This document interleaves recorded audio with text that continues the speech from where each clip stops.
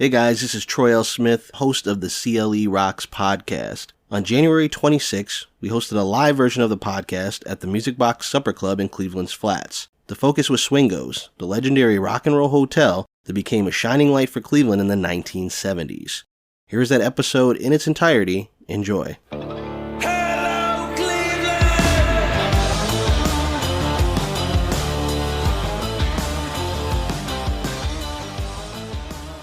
Welcome to CLE Rocks Presents, which is the live version of our CLE Rocks podcast, which I started a couple years ago. It looks back at the memorable people, places, and events in Cleveland music history. It's been an honor to do the podcast, talk to the fans, talk to a lot of people who were there. And now flipping this into a live version, we get to bring you guys, the audience, many of you were at these places, at these events, into the fold, which makes it all the more exciting. Now, I like to call it an all-star panel of guests here, because if it was just me talking, it would get old real quick. So I'm gonna introduce these guys. First up, we have Andrew and Catherine Marquard. Give it up for them. Okay, husband and wife. Andrew directed, Catherine co-produced with Andrew, your brother Greg. Yeah. Did I have it right? That's correct. The Swingos Celebrity in 2016 documentary through their film company. I want to plug it real quick for you guys. It's available to rent or buy. You can stream it on Vimeo. I watched it again this morning, which is like my fourth time watching it. It's really cool. But I just have this question after seeing your guys' faces, right? So I figure out who directed this thing. I want to have them on the panel. And then I see them and I go, okay, they're maybe a couple years older than me. So how the heck did you guys wind up being interested in, a documentary or making a film about this hotel that existed or probably ended its run right around the time you were born? So we were going to the Cleveland Film Festival because we love the Cleveland Film Festival. And we were rerouted home on our trolley to get back to our apartment, and we passed by Swingos Court, and I'm like, Swingos Court. Let's look into this. Let's look into what this hotel was, because it's just this little street behind the Comfort Inn. So we go home and we start to Google, and we find this article written by Michael Heaton from the Plain Dealer at the time. Yep. And we read this article and we're like, no way, this all happened right here downtown, East 18th and Superior. Euclid, sorry. And we were like, oh my gosh, this is great. And so we reached out to Michael Heaton, and Michael Heaton, Jim, Matt, me, and Drew all met in Sam and Dave's in Lakewood, and the idea was born. Awesome. Like I said, it's on Vimeo. You can watch the documentary. It's fantastic. All right, next up, my man David Spiro, Cleveland radio legend, pioneer. All right, so David, correct me if I'm wrong on some of your bio-info. At the age of 13, you started working for your dad, Herman's Upbeat TV show? Yep, I was the cue card guy. Anything Don Webster said, I wrote, even at 13. He sometimes misread it, like the time that he was talking to Joe Tex and said, what do you think about that Dr. Pepper album? But I tried, Paying your dues. Yes, exactly. Then you go on to become a personality for a number of radio stations, including WMMS. Yep. Then you go into talent management, Joe Walsh, Eric Carmody, and Hunter. Am I correct? You managed Vanilla Ice at one point? Yeah, that was a good day. Yeah, Ice was an interesting guy. He had made $25 million by the time he was 20 years old and was bankrupt when I took over. So. And you made him all his money back? I got him back to even. I like it, yeah. All right. I want to ask you before we move on about Swingos specifically, and we'll get into this. You spent a lot of time at Swingos back in the day. Yes, Swingos was, when I was on WNCR and then later on WMMS, it was just the place where everybody went after work. I mean, this is where we hung out. There's a guy named Bob Farrell who was a photographer for Scene magazine for years, and he sent me this picture that he had taken of me at Swingos at the in the coffee shop there. They had these low stools, and it's Johnny Winter, me, and Kareem Abdul-Jabbar, the three of us, which kind of said everything about Swingos at that time. But we'd go over there, and if I would have Jimmy Page on my show or something, we'd go over and hang out at Swingos and bust up a few rooms and see what would come through the windows and what you could do in the hallways. It was as decadent as the Riot House in L.A., the Hyatt on Sunset. And it became a place where every single rock and roll band wanted to come and make their mark. I only stayed there once. We were doing the Michael Stanley Stage Pass album, the Agora. And it was just easier if we stayed downtown. We did it 3 days in a row instead of going back home. And plus, we wanted to feel like rock stars. And we were actually in the restaurant once when we saw this, looked like a scrum from a rugby game coming through. And it was Elvis with all of his cronies. And all we could see was Elvis's head, the top of his head as he's walking by. And we're all going, this is the greatest day of our lives. We didn't meet him, talk to him, but we saw the top of his head. All right, last up, a guy we couldn't really have done this event without, in my opinion. It's Matt Swingos. What's funny about that? Can I ask you a quick question?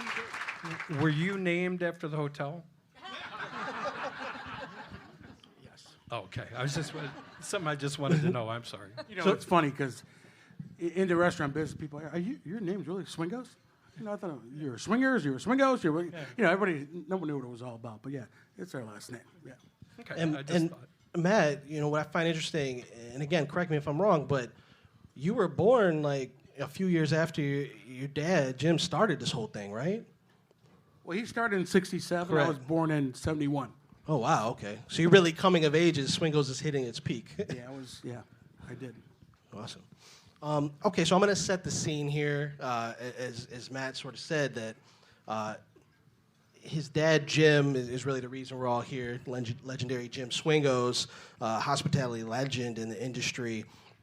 In 1967, he was 24, 25 years old, Matt? Your dad? Exactly. 24, yes, sir. 24 years old, and he buys the restaurant, or leases the restaurant, in the downtowner Cleveland Motel, or Motor Inn, whatever it was called. Awesome name. It was actually called both. Was it really? Yeah. Some people said it downtown, and some people Motor Inn, yeah. And it was a dump. You're Not when you guys had. I mean, before that. It wasn't like a place that, Thank you, David. I'm just telling you the It truth. wasn't a dump for long. So he opens the. It wasn't the Ritz-Carlton, okay? He opens the Keg and Quarter. And one thing, obviously we're going to talk about all the rock and roll stories, but one thing I think that might get lost when you really dig into those early days with Keg and Quarter is it was really about your dad and the food and service, right? Like that was the thing. The Absolutely. Food. Well, I mean, speaking of service, Mr. Miller, I had 3 drinks up here. So I have none. this is the kind of service I like. So thank you, sir. Diet Coke All right. in a dirty glass. Anyway, go ahead. I'm sorry. No, talk a little bit about, those early days, and your dad, I'm sure he's told a million stories to you, but it was really about the food. It was really about creating this awesome food program there. People love the big stories. People love the rock and roll stories, the drug stories, the sex stories. I mean, that's what sells. But my father was a student of service and great food. Anymore. I mean, if you don't buy the best product, you can't produce the best product. And he just was a man that never, ever, ever sacrificed quality. And service was number one to him. And protecting the people that came in. Their identity, no matter if it was David Bowie or Freddie Mercury or Elton-John, when they came in, there was one elevator, there was 2 exits, and we had security. Whether it was the Cleveland Police Department or the Sheriff's Department, these people were protected. Their identity was protected, and he gave them the best. Right, they used to say that. Sorry. I would say we used the excuse for the documentary of needing footage of the foods in order to get Matt to cook for us. So that was fantastic. really nice. Bananas, Foster, all the rest. Is that where the food comes? Because you guys do reenactments in the documentary. So Matt made the food? A lot of the food, yeah. Not wow. all of it, but... David, I wanted to ask you, so go back to that time when Jim Swingos he's opening the Keg and Quarter and getting started. What was Cleveland like back then? You know, it was a city that was struggling, right? Pretty dark. Oh, It yeah. was I dark. mean, it was like the other hotel. It became the other hotel. He took us down there on Monday mornings. That was it. Yeah. Yeah.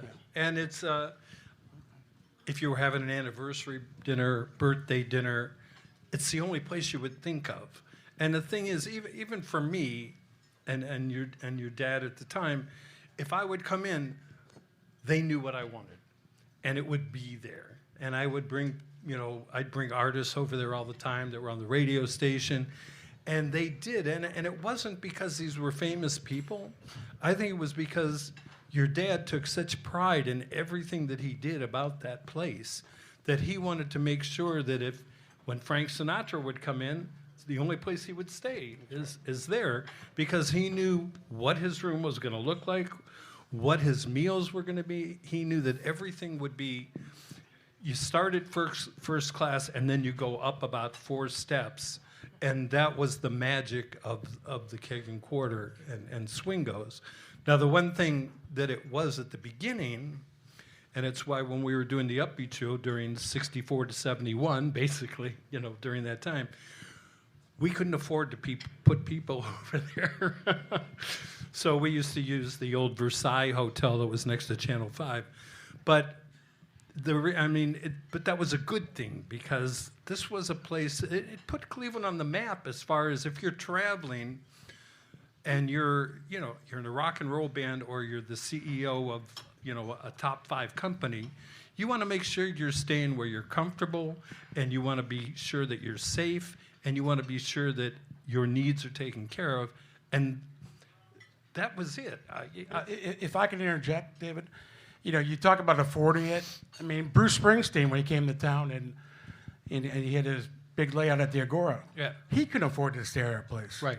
My father counted his rooms. He did that he to count he Southside did that Johnny. To so many people. I mean, he really did. You can name them all. And even, I don't know if anybody realizes, but Cyndi Lauper just did her 1000th YouTube presentation. Wow. Yesterday, I think it was.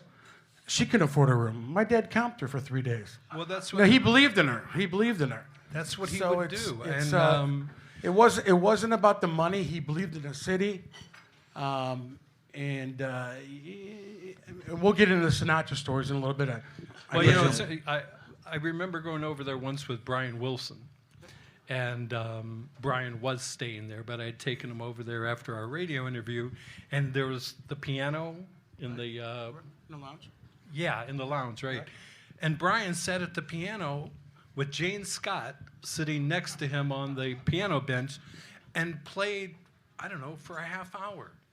And these people were just like, oh my God, that's Brian Wilson, when he could do those things, But it opened it up for that. Everybody felt, that's how comfortable it felt for a guy like Brian Wilson, who was incredibly shy, doesn't really talk to people, even in his best days. For him to sit down and go, oh, these people like these songs. Right. And that was kind of the allure of the place. Yeah. But at the end, there was the downturn of the place, because Iron Maiden would show up at 2 a.m. Right. And there's business guys that want to sleep, and Iron Maiden, they're ready to party. Yeah. So, I remember in our documentary with Michael Stanley, he met B.B. King, they jammed on stage together. Right. They kept the place open all night. Michael Stanley, rest in peace, jamming with B.B. King at Swingos. Yeah. And he talks about it in the documentary. There was a, Sinatra had just stayed there, and the next night, Poco came in. And I was really good friends with those guys, and Richie Furay ended up getting the presidential suite. And he had known that Frank had stayed there the night before, and he wanted some sort of a If I souvenir. can correct you, we called it the Swingo Suite. The Swingos suite. I had to correct you. No, I'm old. I don't remember all these things. But Richie the one thing he thought, oh, well, Frank must have used this while he was here. He stole the toilet seat. He did. That is a true story. I know. I saw That's a it. true story. It hangs in his house to this day. And he's got a little plaque that says, Frank Sinatra sat here. No shit. I'll get you a picture of it. I'll have Richie send me a picture. All right? That's a true story. Like you can catch their comedy duo routine next week. Obviously, as you guys said, Jim was really, all these rock stars came through. Jim was the real rock star, and he passed away in 2015, the person who drove Swingos. I'm curious, Drew and Catherine, you had one of the last public interviews with them before he passed away in the documentary. What was your impression? It looked like you were sitting with him. I don't know which one of you guys did the interview, probably Drew, but were you sitting just with him at his dining room table right there? Yeah, he'd invite us over to his house, and we'd sit in his living room and interview him there. We did 2 or 3, I don't know if you remember, Matt, but it might have been 3 separate interviews with him, and we had planned to do one more. We wanted to bring him back to the hotel, which is a Comforter Inn now, and just have him walk around and kind of show where things used to be when he had sadly passed away. Yeah, and it is sad, but it is pretty incredible to see him because there's certain stories he tells, and we'll get into them, specifically Sinatra, where, your dad seemed like a low-key guy, in the documentary, but he kind of, perks up when he talks about the Frank Sinatra story. He would light up the room whenever he would talk about Sinatra or any of those guys. He would just perk up and he would tell these great stories like no one could tell them except for him. And so it's just so great to have that on footage for the Swingos family and for every rock star lover. And Matt, let me ask you this, because when you look at the history, there's a keg and quarter, then he, capitalizes on the opportunity to buy the hotel and redo it. Was that always a plan for him? I mean, obviously he was in the food service. Was it in the cards? Was he always looking at doing something like owning a hotel? No, I think it was all about opportunity at the time. In the early 60s, he worked at the Greenbrier, which was in Parma Heights. And a matter of fact, his pot watcher, the guy that cleaned the pots in the kitchen, became our executive chef for 45 years.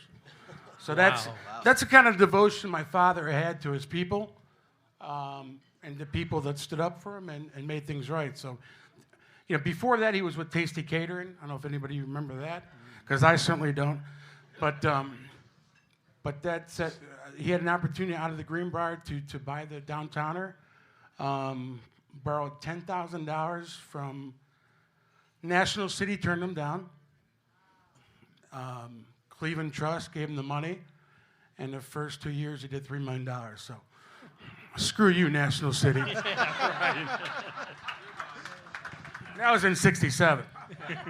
And David, I think you're probably right in, starting a radio at that point or getting into it when Swingos opened itself. I'm curious, what was the buzz like when Swingos opened? And I think the first big celebrity guest, Elvis, stayed there not too long after that. So what was the buzz like for this place in downtown? Well, I started in radio in '68. Okay.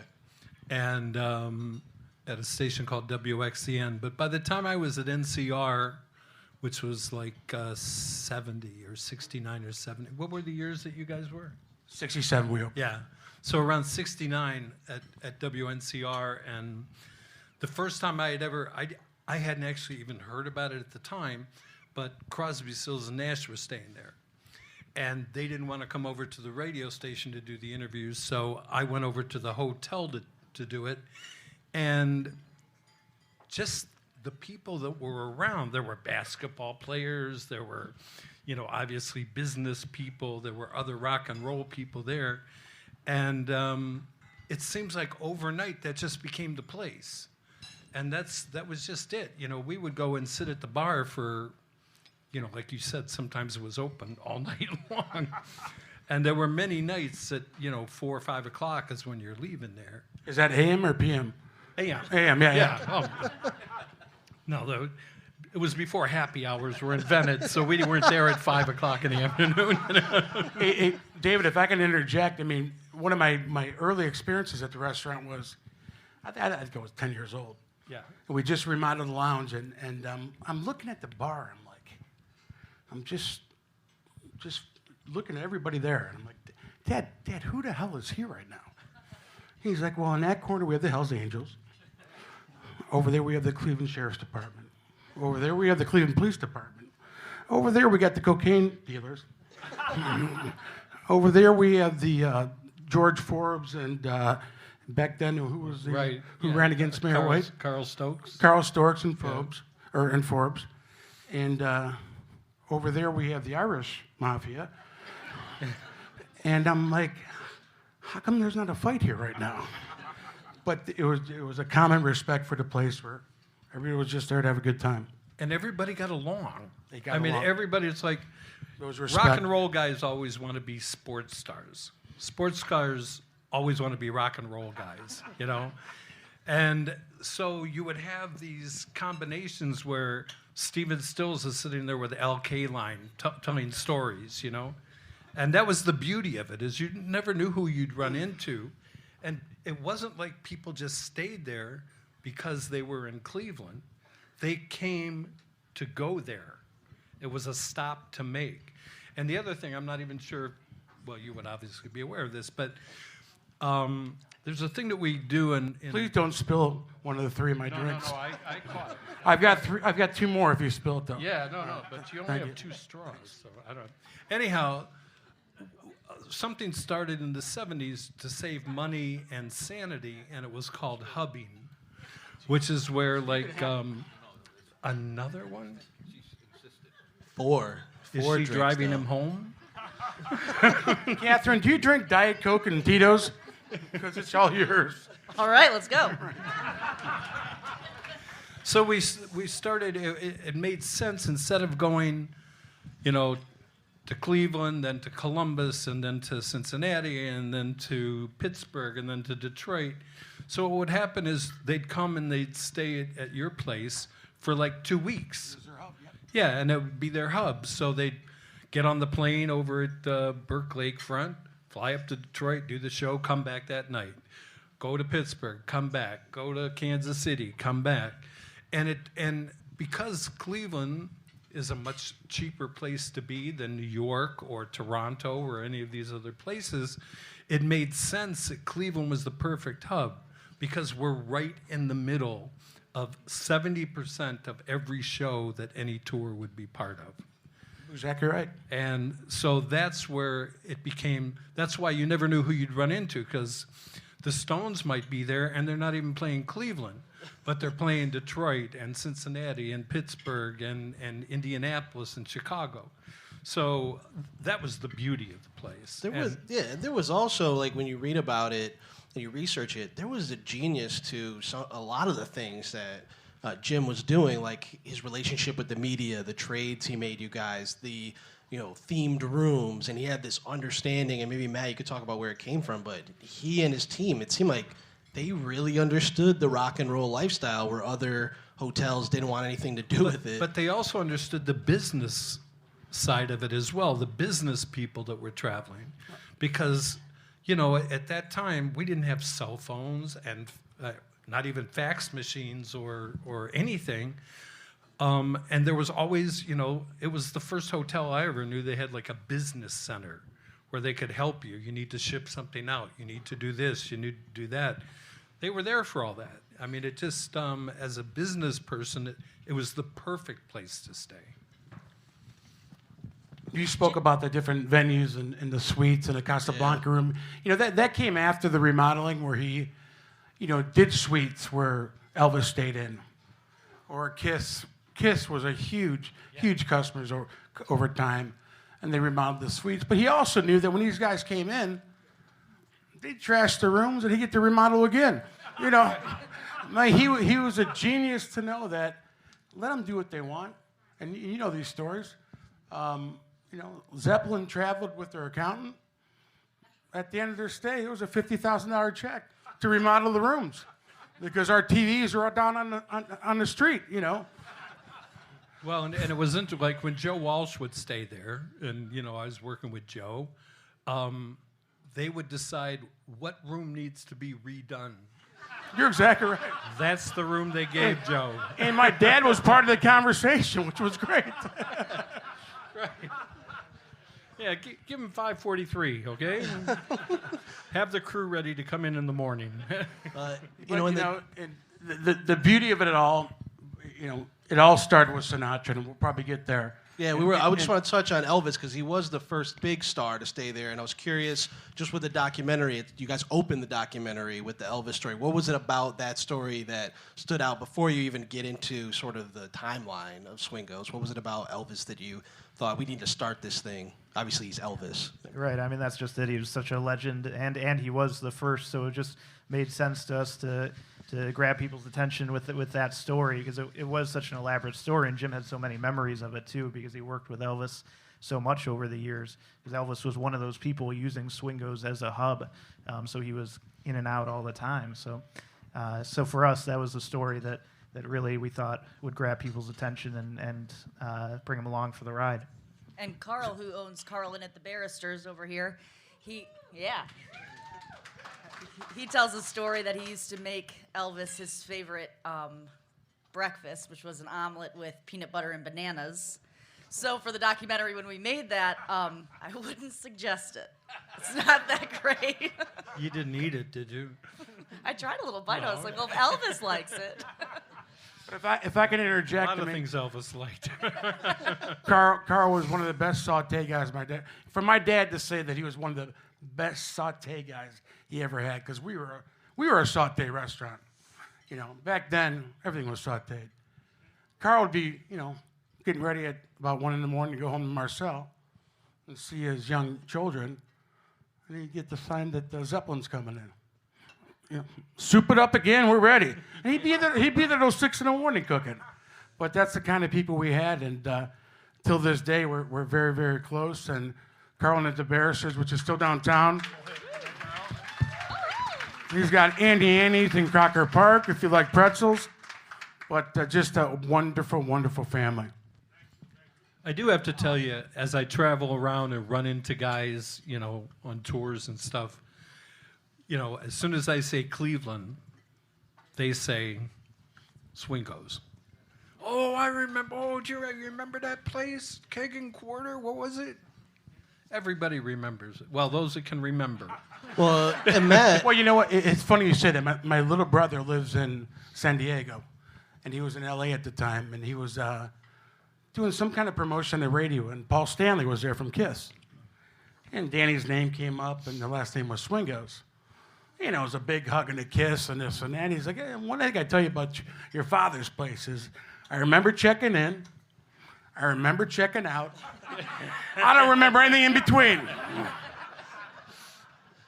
And Matt, you tell a story when you met Cyndi Lauper, and she called you Jimmy's son, right? Yeah, that was I was living downtown at the time. This is 98, 99. I think Cyndi launched in 83, 84. So she was established. And we were at the sushi restaurant in the Ritz-Carlton called Century. I don't know if everybody remembers that place, but great sushi. And I lived downtown and, anyway. So I see these 3 huge, large men walking in like this. Oh my God, someone's got to be behind them, So I'm being cool, and all of a sudden I see some pink hair, and I hear a squirrely little voice, and that's Cyndi Lauper. So the guys are kind of protective, and I went up to him. I said, "Can I say hi to Cyndi?" Well, who the hell are you? Don't worry about me. I just want to say hello. I don't want to get in a fight, this and that. And they got even bigger. They just start to expand. Anyway, we'll tell her Matt Swingos said hello, and all of a sudden she jumps over these big boys and said, "Swingos, are you Jimmy's son? Jimmy's the best.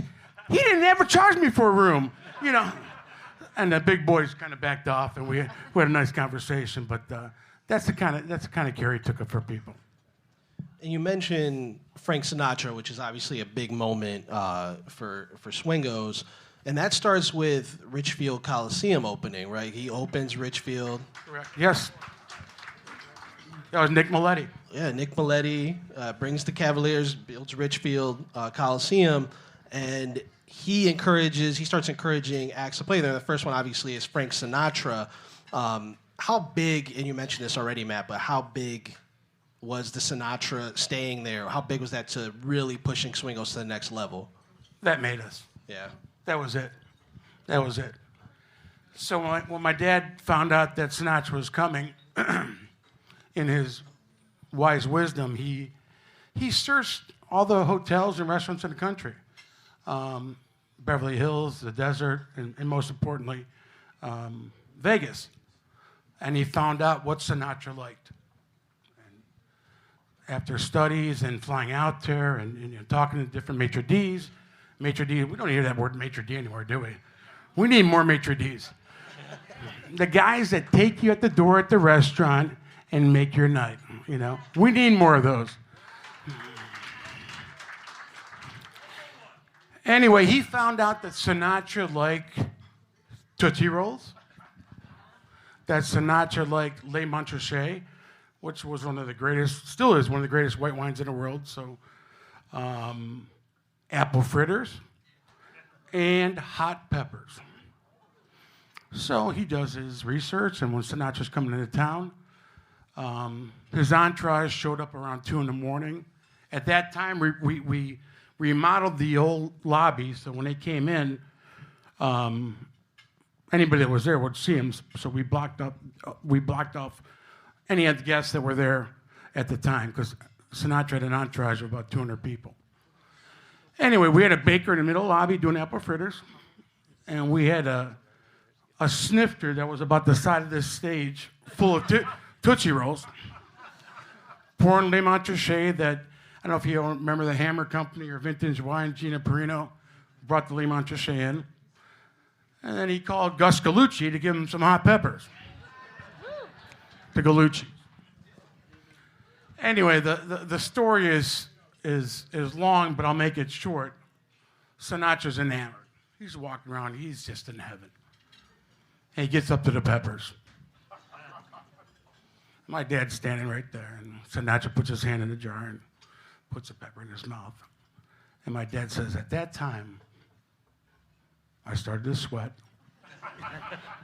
I said to myself, and I'm going to quote him, what if these fucking peppers are too hot? What if I burn his vocal cords? I'm fucked. Pardon me. And at that moment, Sinatra said, God damn! And then my dad said he fainted. Those are the best friggin' peppers I've ever had. So one of the great stories of Sinatra. Was he a good tipper? You know what?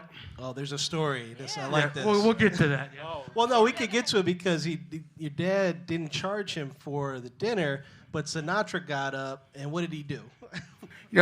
His whole stay, and at that time was probably a $10,000 stay, wouldn't give him a check.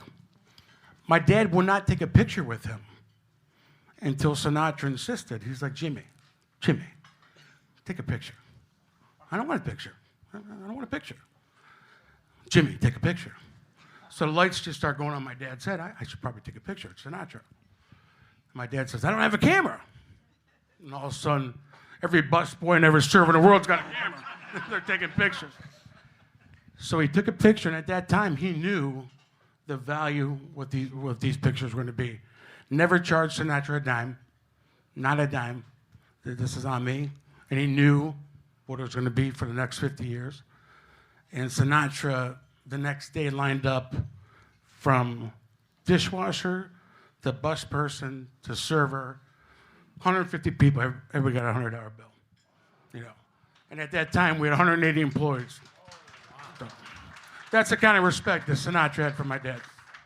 That's when $100 was $100.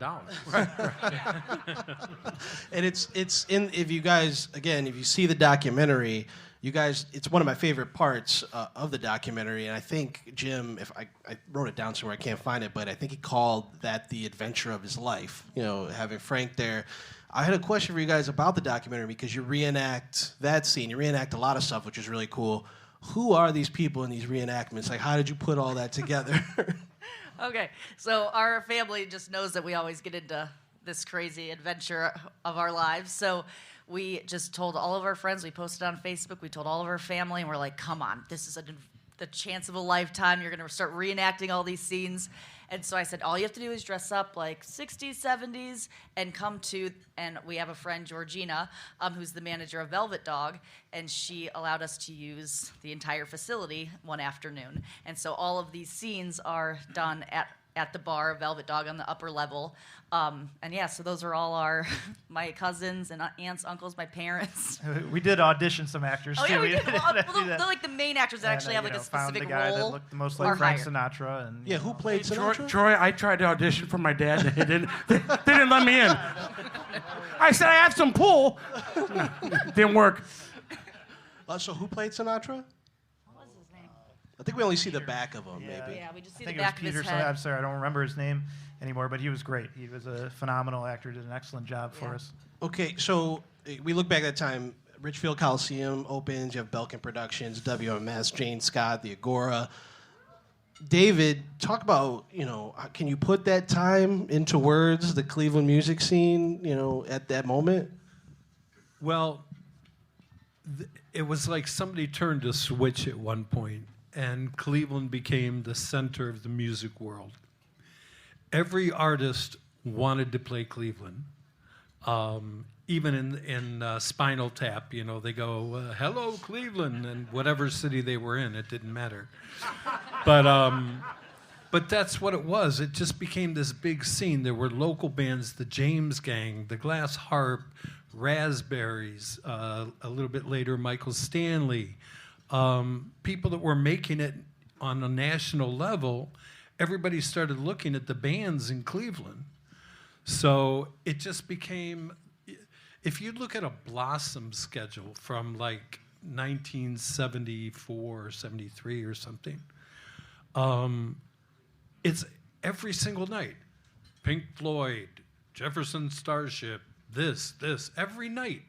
Michael Norman sitting over there, he never went to sleep. He had to go to Blossom every night to go look at a concert and do a review the next morning. But then there was also Le Cave, which was a little it started as a jazz club. Way to go, look out. Yeah. Yeah, but it's where Simon and Garfunkel played. It's where Procol Harum played. It's where the very first ever Blood, Sweat, and Tears show with Al Kooper was. Then we also had Leo's Casino, where it's the Temptations and the Four Tops and the Supremes, and Flip Wilson was the host, There were so many places that we were getting so many artists from, and it's one of the reasons that Upbeat became such a success, because we could get an act from Leo's, an act from Le Cave, an act from the Agora, an act from here, an act from there. All of a sudden, we have 8 national people on the show every week. So it just exploded, and people came here for music. And I mean, before the Rock Hall and all of that stuff, you go back even further as to some of the artists that came out of this area, even like Steubenville with Dean Martin. I mean, this has always been a hotbed. Bob Hope grew up in Cleveland, Ohio. It's always been an entertainment hotbed, and just it's that kismet thing where it just, here's your place, here's my dad's TV show, here's all these clubs, here's all these people that are just coming to Cleveland because they want to rock and roll. And they're all staying at Swingos. And they're all staying at Swingos because they want to run into Frank Sinatra or they want to run into Elvis, Hey, I'm an interjector. I interrupt a lot. By the way, like, Manfred Mann, was that Blinded by the Light? Mm-hmm. Right now, I am blinded by the light. Wrapped up like a deuce, running the night, that's it, right. Anyway. Those drinks are kicking in. Those drinks are kicking in. Hey, listen. Springsteen wrote There's it. two full ones right there. Anyway, going back to what David spoke about, and something special about Cleveland in the radio industry is like things were done on the handshake. It's not like it is today. I mean, I remember the Imbrescia boys, and when I say boys, those guys are 80 years old now. The Restifos, the Maduris, and like we made deals on trade. And when you make deals on trade anymore, if they even do it, you get your advertisement, they come in and eat, you don't say hello, nothing special. But when we made trades with these guys, when they came in, we sealed the deal. These radio guys came in, we threw it all out. We spent more than we could afford to do to make you guys look perfect. And that's the difference with how things are today. I mean, I used to do commercials for you, and in exchange, of course, yeah. I got dinner on Friday night. You still have a balance. Yeah, I know. But that's what it was. The trade. No, but it was. We believed in our people. Yeah. And the names that I mentioned were strong people in the city of Cleveland as far as radio goes. It's different and now. Politicians, and I mean that's Absolutely. It is. I mean, for me, I just think of it as a rock and roll hotel. But the reality of it was the amount of deals that were made at this place that affected all of us that lived in Cleveland. This was the hot spot. You go there at lunchtime, and it's all the politicians sitting there working out, okay, well, I'll give you this, but you do this, but we need to do this and we that. It was all legal. All legal. Yeah, of course it was. Danny Green used to hang out there, okay?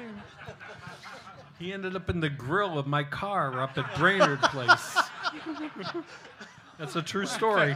My buddy's sitting back there, Tony Anselmo, and his partner, his dad is Dr. Rossi, and that was the last place he was at. Right, Tony? Where's Tony at? He was at Rossi's place. He walked out, and that was it, right? He lost his teeth and everything else.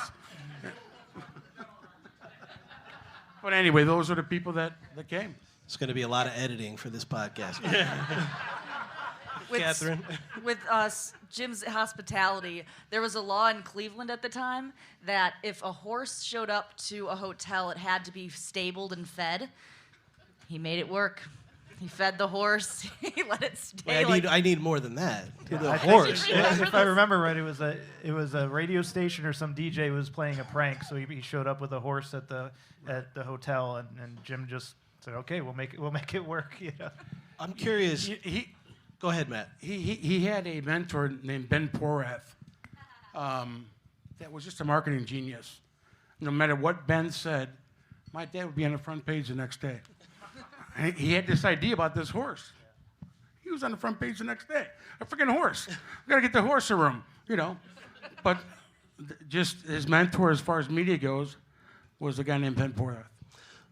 Matt, it's easy to forget, but you were a kid at this time, so what was it like being a kid around the business? You tell a story in the documentary about seeing the members of KISS with their makeup off, which the rest of the world wouldn't see for several years. So what was it like being a kid around all this? That was a lie. I never saw that. Oh, okay. It's Wait, a good lie. Tell the story about how... Actually, I did see it. Jim, tell the story about how your dad spoiled your class. Remember? Which Field trip. time?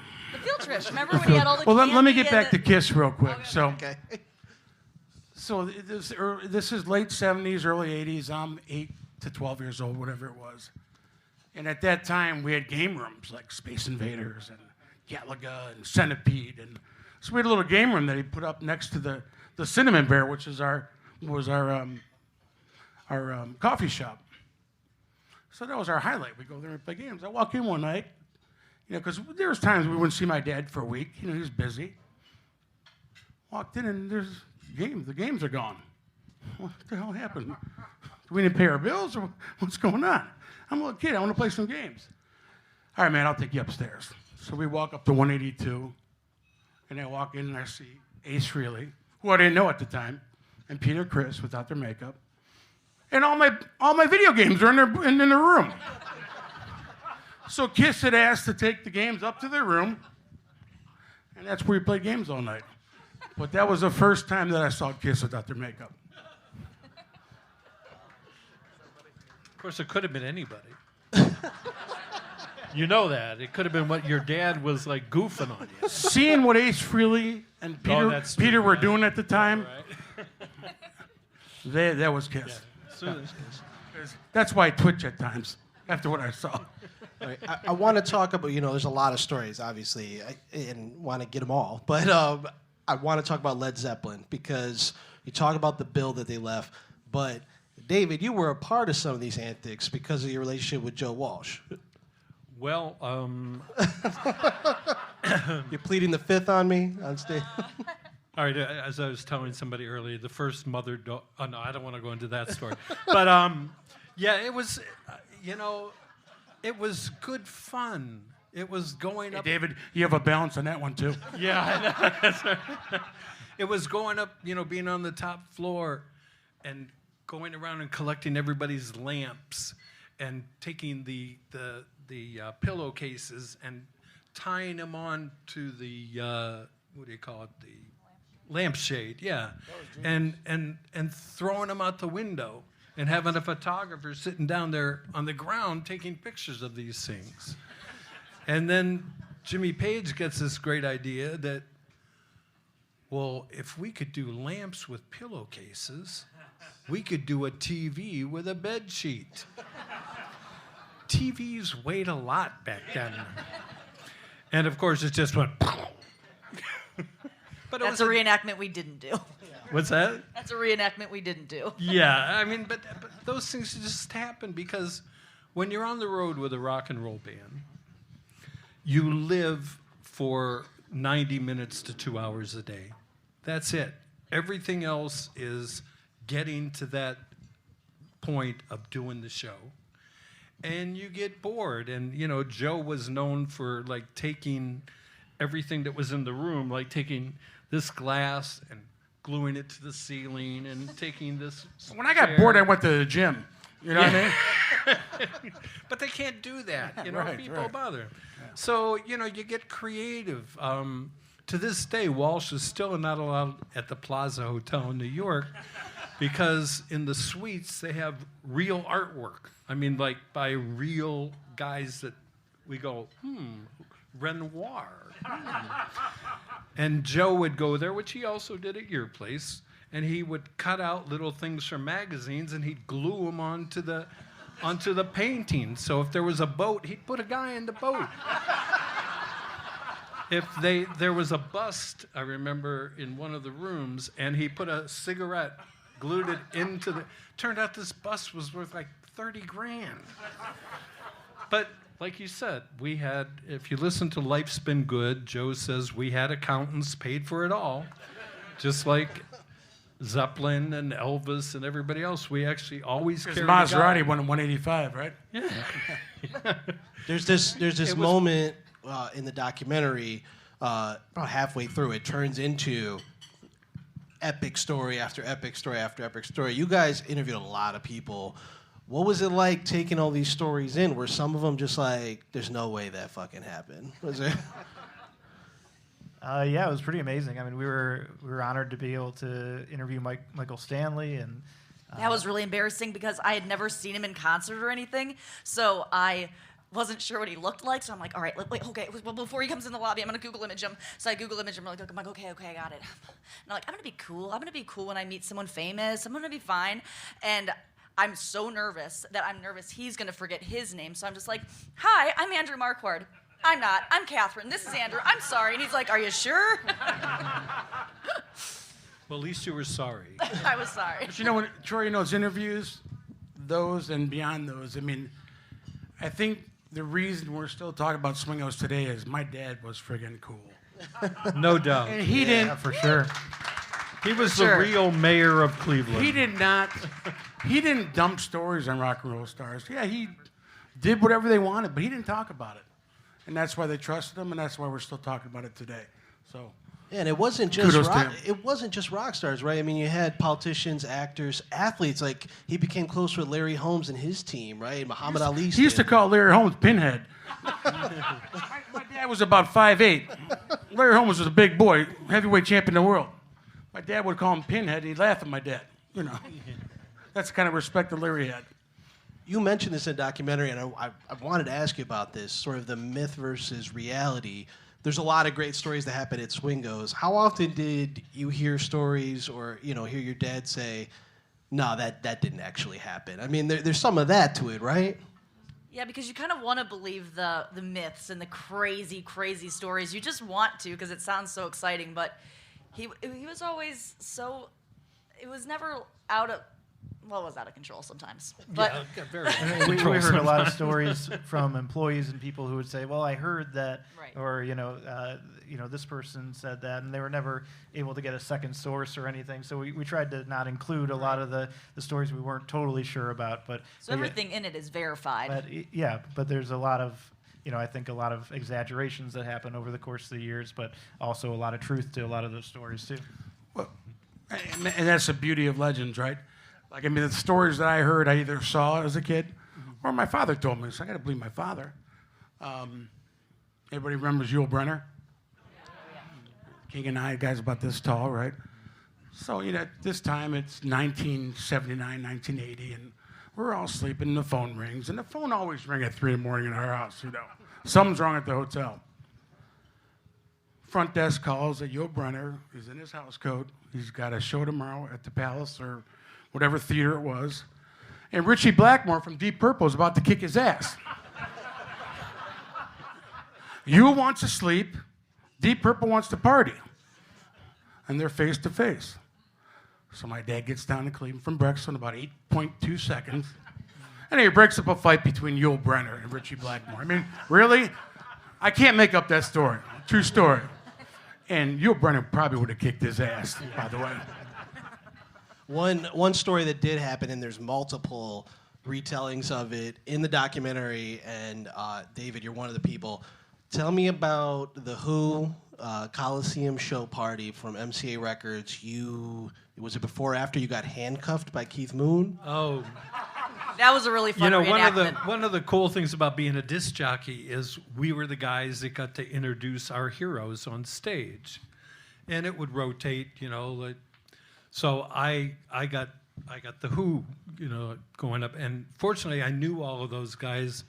My dad had actually promoted a show of theirs when they first came to the U.S. First time when Pictures of Lily came out, and so I'd gotten to know those guys because they'd worked a lot with my dad, and so they're in town. I mean, they're crazy. Keith Moon taught Joe Walsh everything he knew.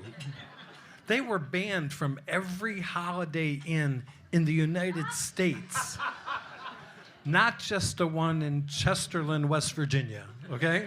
And we welcome them. Of course you did. Of course, with open arms. With open arms. And, I mean, it was just, it comes down to what your dad did and what his staff did is made it comfortable for everybody to be who they were, which wasn't what it was like on the road for the most part, A lot of time you're on the road, you're locked in your room. You can't do anything, which is why you start gluing shit to the ceiling. But people didn't stay in their room at Swingos. They came out to see everybody else that was there, and the Who were like that. So they're playing, it's right when Who's Next came out. And that was like the album that really exploded them. And I'm backstage, and I'm talking with the guys, and it's like, okay, how do you want to be, introduced? And it's like, well, just come on, say, ladies and gentlemen, the Who, whatever. And Keith comes over, he says, well, we do this thing before the show every night, we all shake hands.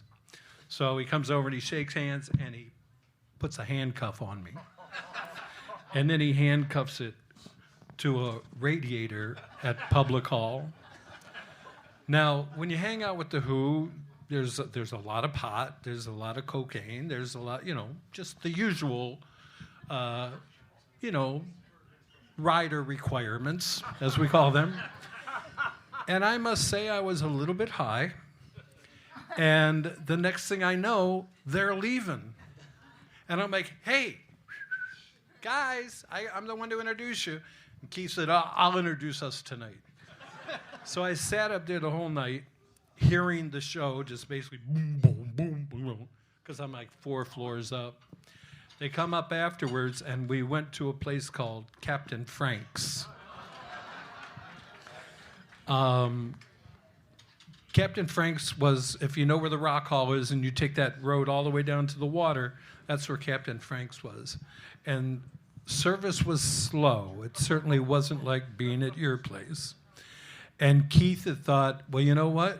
I'll go catch my own fish. And we were in the patio area, and he jumps into Lake Erie, which is when everybody found out that Keith didn't know how to swim. And one of the road guys came in, and a totally soaking wet Keith Moon came back to the hotel. And of course, being what it was, nobody's going, well, you can't come to your... They meet him with like a half a dozen bath towels. Because that's what the place was like.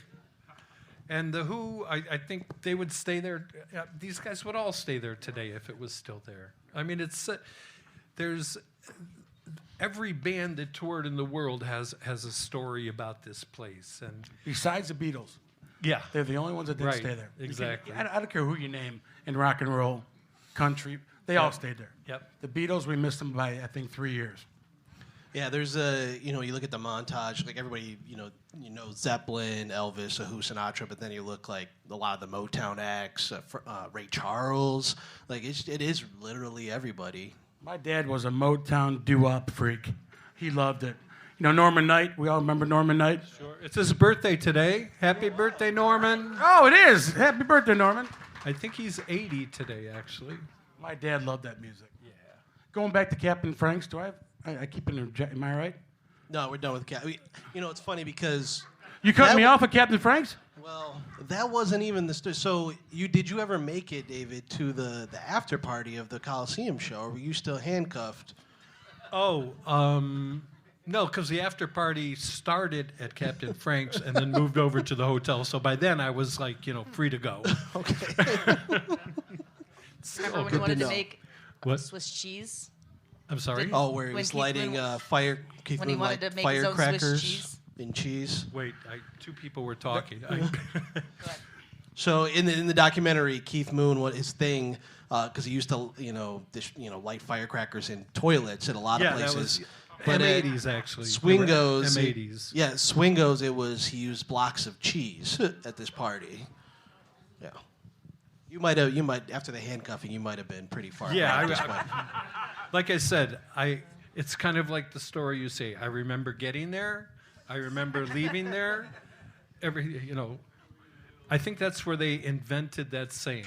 What happens at Swingos stays at Swingos. For you guys, I'm assuming or hoping you saw Almost Famous. Is that scene? How accurate is that? That's going through that crazy lobby, fans, and then getting in the hotel. And I know Cameron Crowe put a lot of effort into making it look authentic. That's really a great representation of Swingos. Oh, go ahead. So this was, I think that movie came out in 2000, I believe. Yeah, that sounds right. Yeah. So it was 97, 98. DreamWorks called us, and Cameron Crowe called the restaurant directly and said, we want to do a scene, or multiple scenes at Swingos. We're traveling the country, and we're doing this movie called Almost Famous, and Kate Hudson, blah, blah, blah, blah. My dad at that time, he's a proud guy. Hey, whatever. Yeah. Matt, you call him back. I don't know at the time. And we called him back, and things happened. And it was, a great story of Cameron Crowe as a kid, traveling. Everybody thinks it's about Zeppelin. It's about the Allman Brothers. No, it wasn't. Yeah, it is. It's about humble pie. We argue. Let's argue. That's about humble pie. It's about Allman Brothers. We have an issue here. Yep. Matter of fact, you know what? The guitar player that they're emulating looks like and was based on Dickie Betts. I went to school with his son, and it's not about the Allman Brothers. And I look like Arnold Schwarzenegger, but I'm not him. It was about humble pie. If you watch the beginning of the movie, there's this disc jockey. You see the back. He's got this big afro. That's me. Humble And pie. Frampton, of course, was in the movie. Let's clap for humble pie. Humble pie. Yes. Allman Brothers. Humble pie one more time. Hey! Gonna have to separate you two. It was based on many artists, I'm sure. Sure, it is. But Zeppelin was the band that they thought it was based after. Right, but that one scene with the picture was because Dickie was actually in front of Greg Allman, and that's that's where that whole thing when the T-shirt came out, and Greg's like, "Excuse me, my name's Allman, and this guy's standing up front playing guitar." You're talking on stage now, when they're at concert. Yeah. Okay. Sorry about that. No, we're actually going to bring We'll the duke it screen out down later. and put on Almost Famous. That was where I can I call first Dickie learned now about and the have him Swingos celebrity. Call Inn, Dickie too. if you like. Was it hard for you guys doing the film? You have the scene from Almost Famous in there. Was that difficult for you to get permission to use that? Shh. Alrighty then. Never mind. It's We not in we there. reached out to them and we never heard anything back. So So we asked, but we all of our music was redone by Colin DeSalt and a bunch of his band friends, which was great. Yeah. Austin Walken Kane, and so that was really fun to like redo all of the music, so that we could. I don't think we could get sued as much now. No cease and desist. We figured if we get a cease and desist order, we made it. You know, everybody knows about it. When you get so Swingos has its run. David and Matt, the decline of that sort of golden era of rock and roll. That also is the decline of Swingos, right? It all kind of coincides. What was that time like? Was it sad? Was it just time goes on? It wasn't a glamorous time, Yeah. I mean, the decline of Swingos is, again, when we lost all the business guys. The guys want to come in and rock and roll all night, and the business guys quit coming in. And at that time, in the early 80s, Cleveland went downhill. There's no doubt about it. I mean, we're in the middle of Cleveland State, 18th and Euclid, and there was nothing going on there. For 20 years, my dad turned the lights on, and after 20 years, they went off, But what we catered to, who we catered for, we lost a lot of the business guys because rock and roll was our theme. We touched on this, but and we're going to throw out to questions from the audience in a minute. But the legacy of Swingos, and we talk about just how important Jim was, but also, I think when you guys touched on this, it was really part of it was bringing people downtown and being this shining light at a time when that was really it. Swingos and the music scene was pretty much the one thing thriving for downtown Cleveland, right? Yeah, I mean that's what Cleveland was. It was the rock and roll city, and it took all of these different parts to make it work. If Belkins had stayed in the clothing business and not promoted shows, who knows what kind of a market this would have been for concerts. If my dad hadn't started the Upbeat show and was bringing acts in from all over the world. Who knows what the city would have been if Bill Randall hadn't been a disc jockey here and been the first guy to play Elvis north of the Mason-Dixon line. Who knows what would have happened if we hadn't had what MMS became, what WNCR was, what Wixie 1260 was, what WHK when it was a big rockin' station. It'd be hard to say. It just took all of these. It was the perfect storm. Everything hit at the right time. And as a result of it, we all have things we can talk about because of what was going on right here in a city that most people thought was dead. But even when the concerts left the public hall, when we went out to Ridgefield, right. we had another 10 years. I mean, people still came back downtown to sleep, And they still do. I mean, no, but there's no place to, stay like out at Blossom and stuff. Well, there like was that so. Barney Googles back then. That Holiday Inn. Oh yeah, that was. They had Barney Googles. They had room service till 8. Right. Yeah, right. that worked. Well, I guess what I'm saying is when Nick Maletti took the music out there, the NBA out there, he took the 2 hockey teams out there. Yep. People still came back to Cleveland to party and sleep. So that's a testament to the hotel. So I want to open this up to questions. We're going to have some people with mics out around here. If you have a question, just raise your hand, flag them down. Just please, God, do not ask about Almost Famous. So start that again. Does anybody have a question for anybody up here? Thank you and good night. There it is. Oh, sorry. That was that. All right, we have one. There's somebody over here. Is that? Yes, Mike. So as famous as your dad was for the food and all the people we're talking about, tell us some of what the bands used to like to eat. I would love to. So, I mean, the craziest thing I ever saw, because I was there when Steven Tyler from Aerosmith was there, he wanted warm cottage cheese with ketchup. So I don't know if he was, what he was ingesting, but he was trying to coat his throat, I guess. But we went over the Sinatra story, the Elvis Presley story. Do I have time? Yeah, go ahead, yeah. When Elvis was checking in, as I said before, I think that the Colonel became friends with my dad. He would only let my dad pick him up at the airport. My dad at that time drove a big Cadillac Fleetwood Brown with the things that fold down in the back seat, and Elvis would get in. Hey Jimmy, hey Jimmy. So he'd say, he wouldn't say how he's doing. Hey Jimmy. This is my dad's voice telling me this. So he gets to the hotel for the first time, and they get a call from room service to his room, and everybody knows that it's Elvis's room. Everybody's lining up to go up there. My dad's like, I should probably take up myself.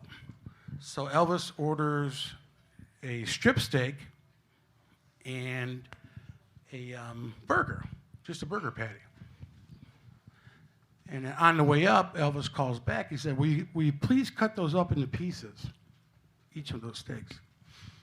My dad takes the gear back downstairs, a rolling cart, and he cuts them up to pieces as Elvis wants. Goes up to the room, opens the door. The door opens. The guy opens the door for Elvis. Elvis sitting in bed. He's like, just leave it right here and walk outside. He didn't know it was my dad. So I guess he took a bite of the strip steak. He took a bite of the sirloin, the burger. And he knew that if the sirloin was good, these guys probably have a good steak. So anyway, he ordered 400 steaks for the whole hotel because he liked our steaks. So just a weird thing, but if my dad would have said, no, I'm not doing that, the guy would have never done that. But they had the whole hotel booked, so everybody ate steak that night. So an odd story, but a true story. If I remember correctly, that was like one of the first hotels that had room service like 24 hours. I mean, that didn't exist back then. But because of the clientele, breakfast at 3 p.m.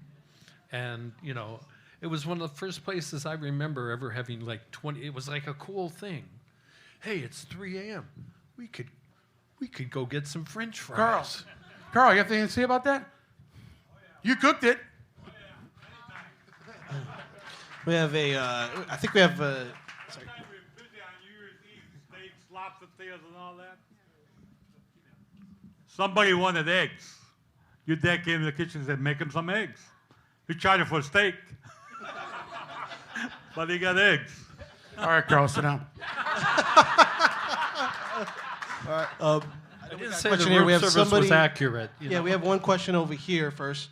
Mike. Yeah, David, I'd like to know, because you brought this up early on, and a lot of people that I hang around with don't believe me, WNCR. Tell me a little bit what was like your favorite experience with that program. Because I still have one of the original posters from that, and I was only like 11 years old, but I had older brothers that listened to that. Is that the one where I'm like leaning against the wall? You got it. Will you sell it? How much would you pay? I won't give it up. Can you take a picture of it? I could do that. Yeah. NCR was weird. I was like 17 or 18 when I first started there. And I'd been working on the Upbeat show, and at the same time, my dad was producing a show for a guy named Don Imus. And Don, I had a big interest in radio, and Don said, well, do you want a job at WNCR? And I said, I don't know what that is. He said, it's a brand new station. You can play anything you want. They're looking for people. It was the FM of WGAR AM. So he told the program director that him and I had been doing shows in California. There's no internet or anything like that. And next thing I know, I'm hired as the morning guy. This is on a Friday. I start on Monday. I've never run a board in my life. And it was, for me, it was never a thing about, oh, it's so cool I'm on the radio. It was about, it's so cool that I can play all of this music for people. And that's what WNCR became, a true music station. We had no playlists. We had, anybody who wanted to do whatever they wanted to do could do it. And at first, we had really no audience. We had the 6 people that called up. There were no commercials on the station. But all of a sudden, every day, 10 great albums came out. Oh, Van Morrison, Neil Young, Joni Mitchell, Led Zeppelin, a new Beatles, this. Every day, we had so much music to choose from and so many people that really wanted to hear the music. There was no chance we wouldn't be successful. The biggest thing we had against us was there weren't FM radios in cars, and you had to go to like Olson's Electronics and buy this little box that one of your nerdy friends knew how to screw in and plug into the radio. That was the only way people could listen to us. It was. When I look back at radio, the NCR days were absolutely my favorite time. Every artist in the world would come down and hang with us. I remember Neil Young was playing up at Case Western Reserve at the Wing Auditorium, if you guys remember that. And I had gone up there because I knew he was in Buffalo Springfield, and I wasn't a big fan. And I just said, hey, I got a radio show. You want to come down? He goes, yeah, sure. And that's how it used to be back then. We have a Yeah. we have a question right here. Hold on a second. Here, you go. Here we are. Did the Rolling Stones ever stay at Swingos? They did. Do you have any good stories? You kind of that. But I do remember that the centerfold of Rolling Stone magazine, and it was 78, 79, 80, and I'm still looking for it. The whole band was on the beach on the East Coast, and they had T-shirts on that said Swingos on the front. So I think it was, 2 of them were with the Swingos celebrity, and the other ones were to the back. And the back said, have you slept there lately? Meaning that when people came there, they didn't sleep. But if anybody finds that photo, we were in the center of Rolling Stone magazine, and I still haven't been able to find it. But the Stones stayed there many times. Yes. When we were fundraising for our documentary, we made those shirts to sell for a fundraiser, which was really fun. So people would wear them around. We had an intern, and she wore it, and she was being recognized in like other states and stuff. Like, whoa, Swingos, what? How do we get one of those shirts? I'll get you one. I know somebody. Oh boy! I think we have some more questions. Okay, you talked about how the rock and rollers and the business people both were down in Swingos, and I've had some experience there. My father worked for one of the companies in Cleveland. They always had their corporate events down, and I remember my mom and dad very fondly. This was a big event. They dressed really. This was their night out. And it kind of, I'd like to kind of get an idea of how it transformed or diminished, because, it was such a pillar of the city of Cleveland, and it was the place to go. And to have that to get lost and to kind of degrade, as we know, time goes on, but I'd like to get your take on how you thought how that went down. When I was commenting about it was more the hotel business with the decline of, the business people staying there versus the rock stars. The dining room was strong till the end. But, in '83, we all know what Cleveland turned into. It was a ghost town. Going downtown Cleveland to eat dinner at the Cane Quarter, nobody did it. So, we had a 20-some-year run there, and it came to an end. We moved to the Statler, then we moved to Lakewood, then moved to Avon Lake. But that part of Cleveland, until this day, it's a Comfort Inn. And where the restaurant was at is a Subway right now. So that kind of tells you where the city went. In all due respect, it was just it was an end of an era. I have a question over here, and then I think I have one back over here, but we'll go over here first. I have a question. Matt, maybe you can... Matt, I'm over here. I'm blinded by the light. No, that's okay. Matt, maybe you can... You talk to us over here. He's over here. Oh, okay. Yes. I thought that was Kenny Loggins, by the way. Hey, Kenny, good to see you. I bought Grandma and Grandpa's Swingos house in I still Brecksville. can't see you. I'm sorry. Oh, okay. I see you now. Okay. I bought Grandma and Grandpa's Swingos house in Brecksville. And I had heard that the Stones stayed there. As a matter of fact, Mick did. Maybe you can tell us some of the celebrities that might have come over there. Plus, I heard that that's where Jagger wrote, "You can't always get what you want." Is there any truth to that? I would love to tell you yes, but I've never heard that story before. My grandmother would have thrown Mick Jagger out.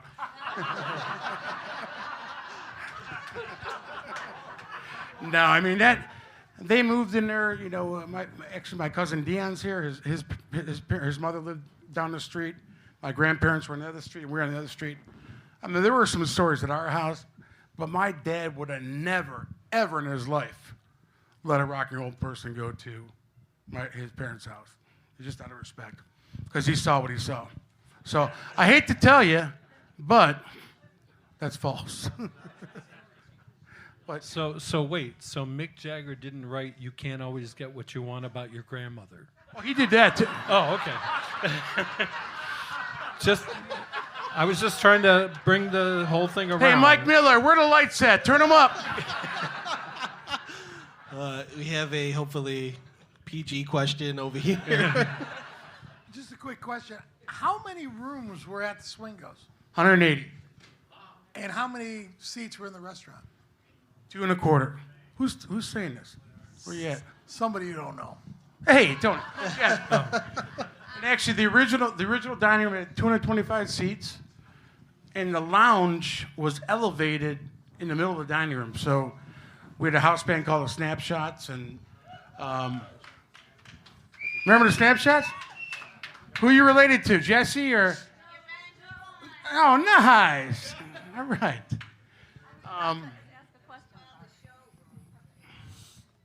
But after they remodeled the dining room, they did the lounge and made the lounge in the lobby. But you have about 200 seats, 225 seats in the restaurant. We have a question right here. And actually, this I promised I would tell Matt this story here, and this kind of goes into what David was saying about Jimmy Page. In a different life, I worked in television. If you remember the Saturday Night Live skit where Jimmy Fallon says, "Please tell me you got that," to the guy with the videotape. It was the Rock and Roll Hall of Fame induction. Led Zeppelin's being inducted into the Rock and Roll Hall of Fame. However, they were also on tour as Page and Plant, and John Paul Jones was not asked to join them. In fact, he made a remark beforehand, "They lost my phone number." So they brought him into the press room at the Waldorf Astoria, and they said, "No questions. They will not answer any questions. Forget about the questions." Well, that's going to stop the press. So they come out. Everybody's yelling questions. And I yelled out, "When are you coming back to finish the demolition work on Swingos?" Jimmy Page looks over, big smile on his face, points and says, "Cleveland." Just like that. And to this day, everybody just remembers Cleveland, Swingos, and let's destroy whatever rooms we have. For the purpose of the podcast, you have to say you are. People are going to Oh, recognize I'm your Mike. voice. Michael Shesky. I've done a lot of A radio. legendary Michael Sessions. Yeah. And he tells that story in the documentary. Written too. amazing books about Cleveland and Clevelanders, and you're the one who should be up here. Oh, actually. well, I will be on February 24th, and come on out. We'll take one more question if we have it. We're going to go way back here. Well, and it's Well, we'll take more than one then. We'll go. It's more of a comment and acknowledgement, Matt. Thank you. All right, where you at? Over here, on this side. Oh, okay. I see it. So yeah, I just wanted to mention and acknowledge the fact that over the course of the 13 years or so, 1968 to about 1980, there was the house band, the Snapshots, that played 6 nights a week there at Swingos. And I know my sister and I are here, and just my dad, who's still around from the Swingos, the Snapshots, the piano player. So we had a lot of fun there, and you know, I remember meeting your grandfather and knowing your dad, and just being in the lounge, and from when we were little girls until we were high school. and dancing on the dance floor. So just thank you. It was awesome. Was your dad Joe Nera? Joe Nera, yeah. Oh my God, thank you. Yes, Thank you. no. As a matter of fact, We just wanted to come He and gave us fly an the interview in colors. documentary. It's great. the original album from the Snapshots? Yes, the don't- Hey You we- in the crowd. But we donated the original to the Hall of Fame, just so you know, about 8 years ago. Thank you. So Thank you. we're waiting for them to do something Awesome. with awesome. the paraphernalia. Thank you so much. So they let like 8-year-old people into the lounge back then? I mean, she couldn't have been older than 8. The first night we interviewed Jim Swingos, he asked over to his house the night before the Rock and Roll Hall of Fame was taking a lot of the memorabilia. So we got in there and were able to get pictures and see all this different memorabilia that now is housed in the Rock Hall. But I don't think it's on display at all And yet. the key. If you guys want to do some kind of petition and say, hey, put it on display, God damn it, do it. Matt, Someone's sitting on it. Matt, gentleman here in the front row, rightfully pointed out the impact, influence your grandfather had on your father and you. I mean, with Swingos wouldn't exist without him either, right? Yeah, my grandfather was, a Boilermaker at one time. When he went to East Tech, got in the dry cleaning business, opened bars, and was a man of hospitality. So, once my dad kind of hit it big, my grandfather joined him, and he was the face of the Cinnamon Bear, if you will. If anybody remembers the Cinnamon Bear, was a coffee shop. But yeah, my grandfather was he was a man of hospitality. He was a big part of it. And my grandmother counted the money. Kudos to her.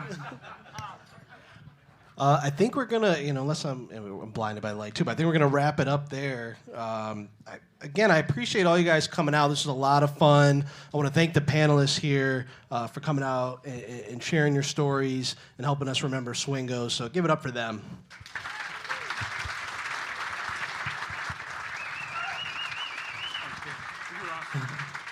Thank you guys again. Enjoy the podcast. Enjoy your night. Take care. And please tip your servers.